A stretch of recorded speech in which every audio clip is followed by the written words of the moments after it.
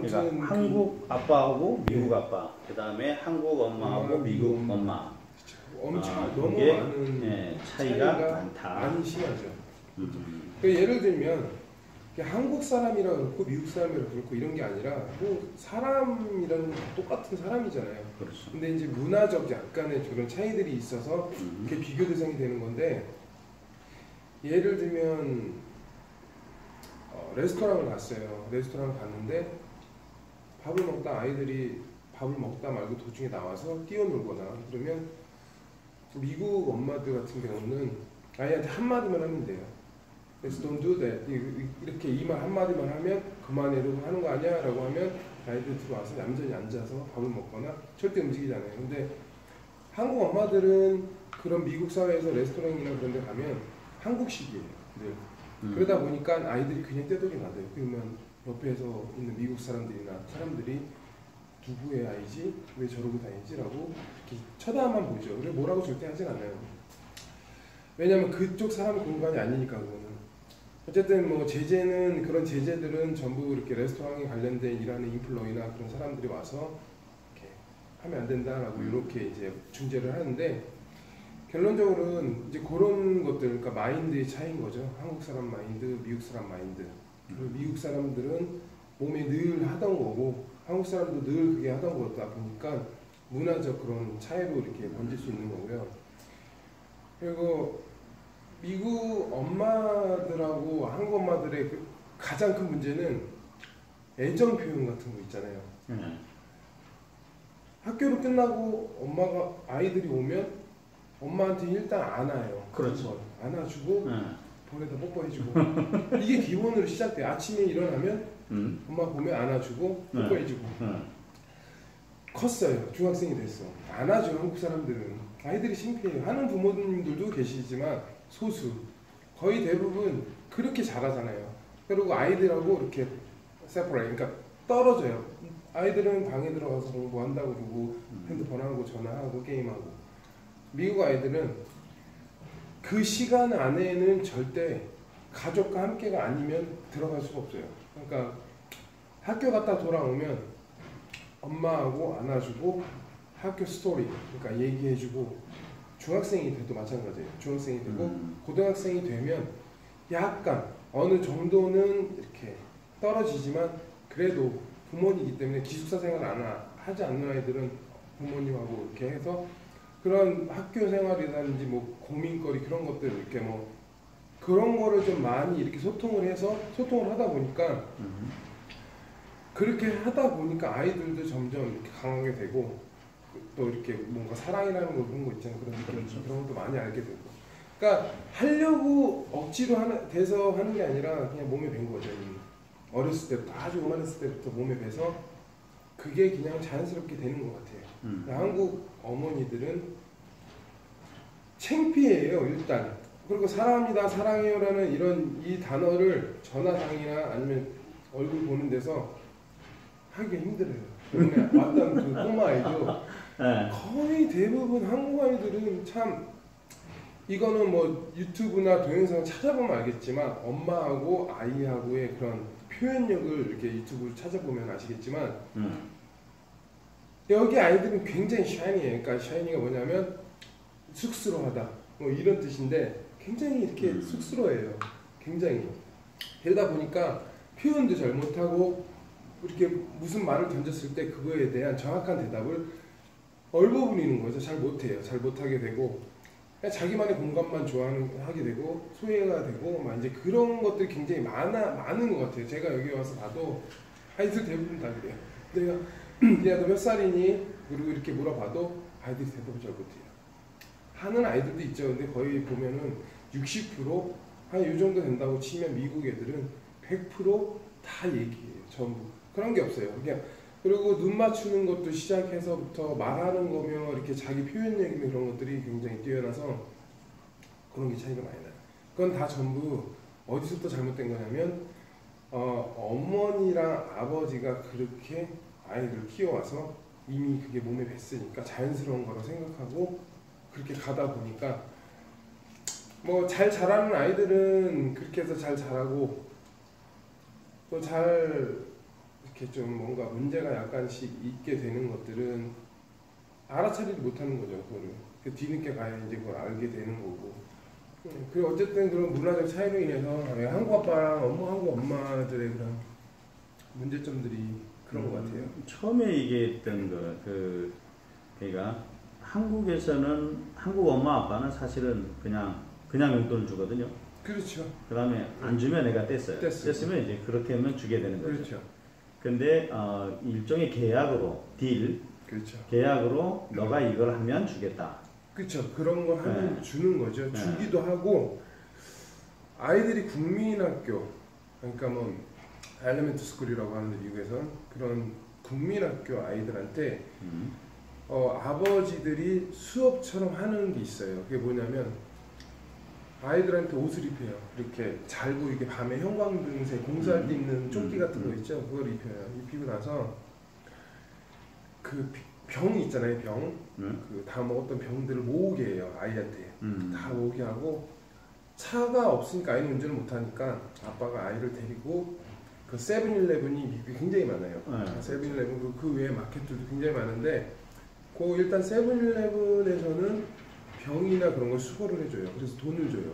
그런 걸 가지고 아이들이 직접 이만한 정말 큰 박스, 자기보다 큰 무게가 되는 그런 박스들을 들고 아빠가 도와주잖아요. 절대 도와주지 않고 아이가 직접 들고 문에 들어가서 건네주고 돈 봐. 그러면 그 아이 돈이에요. 그거는 그 아이가 다 한 거니까. 이렇게 이런 거를 아빠랑 같이 할 수 있는 한국 분들이 얼마나 될까요? 그게 병 같이 주스러 다니고 뭐 그런 거 절대 못해요. 요즘 아이들은 안 하려고 하고 그렇게 의미가 없는 거죠. 그게. 근데 아직까지도 미국의 그런 아이들은 그런 거 그런 부분들이 많이 이렇게 한국 분들하고 좀 많이 틀려서 그런 걸 좀 하고 넘어가면 아이들도 이미 이제 그런 거 자기는 이렇게 해야 돈을 벌 수 있다라는 걸 알게 되고 사회에 나가도 그걸 느끼게 그렇지. 되는 거고. 그렇죠. 중학교도 중학생도 그다음 국민학교 그 아이들도 이렇게 하고 고등학생 아이들은요.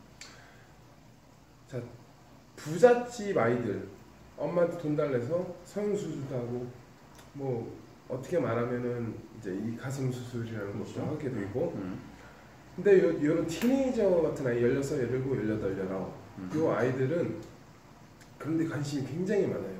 그러다 보니까 미국 애들도 마찬가지예요. 여기 아이들도 마찬가지고 근데 이렇게 두 개를 두고 봤을 때는 미국 아이들은 70%는 어머니한테 의지하고 어머니한테 돈을 달래서 뭘 하지 않아요. 어머니도 주지 않고 어렸을 때부터 그렇게 켜왔으니까요. 그럼 어떻게 하냐? 고등학생 아이들은 학교에 허락을 받고 하루에 평 4시간 정도, 4시간, 딱 4시간, 하루에 4시간은 일을 할 수가 있어요. 고등학교 아이들이.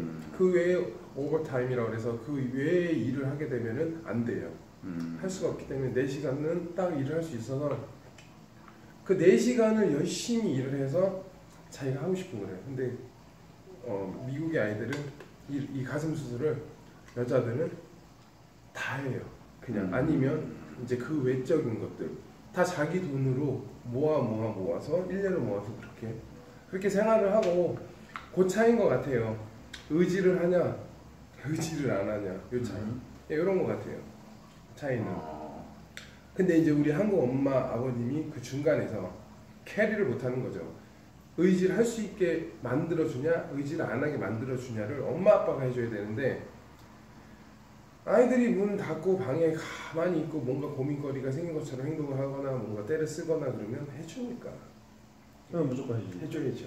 네. 그러니까 결론적으로는 떼쓰는 것만 그렇죠. 그런 것만 되는 거죠. 그렇게 되는 거죠. 예. 근데 아이는 알아야 되죠. 아 그렇게 해도 안 되는구나라는 걸 지금부터 이제 그 시작을 해서 그렇게 만들어주는 거죠. 유스투쉽게 몸에 좀 뵐 수 있게. 인간이니까 세상에 가장 적응하기 빠른 게 인간이니까 이제 그게 또 나중에 가면 자연스럽게 되더라고요.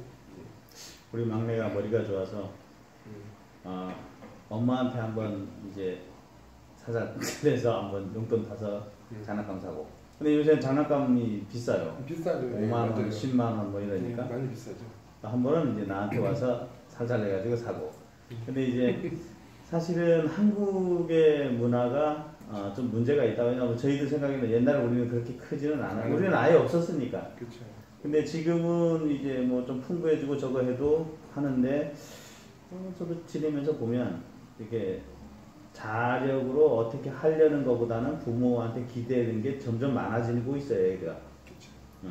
그리고 뭐 우리 큰 애는 자폐한데 그 자폐아는 차라리 그냥 자기 시키면 시키는 대로 딱딱딱 하는데 작은 애는 머리를 써요. 그렇죠. 안 하고 쉬고 놀고 뭐 공부도 뒤에서 뭐 주문하겠다 뭐 이렇게 이제 본인이 먼저 해버리고 그러면 근본적으로 한국의 문화에 약간 단점이 있다. 그렇죠. 뭐 다 단점이 있는 건 아닌데 물론 그렇죠. 정적인 면에서 어떻게 보면 인간적이고 뭐 이런 거는 더 그렇죠. 한국이 낫죠. 한국이 나을 수도 있겠지만 근본적으로 아이들이 성장했을 때 과연 이게 경쟁력이 있겠느냐. 그렇죠. 가족적인 면, 그러니까 가족적인 면에서는 한국 사람 생각에는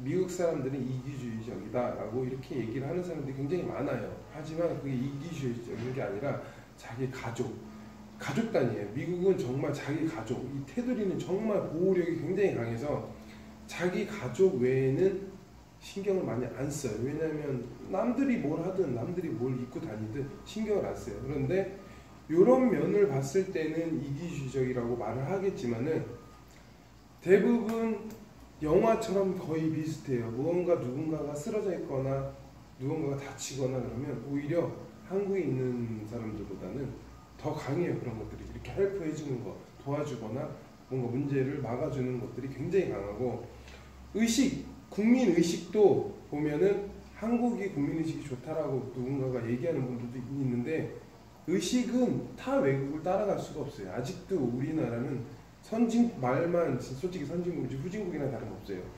앰뷸런스가 가거나 소방차가 가거나 누가 다치거나 문제가 생기면 남몰라라 하는 사람들도 많이 있고 그런 교통 수준을 봐도 굉장히 차이가 너무 심하게 나 있고 근데 이제 이웃 정들 주변에 있는 이웃들과의 정들 그런 거 굉장히 강해요.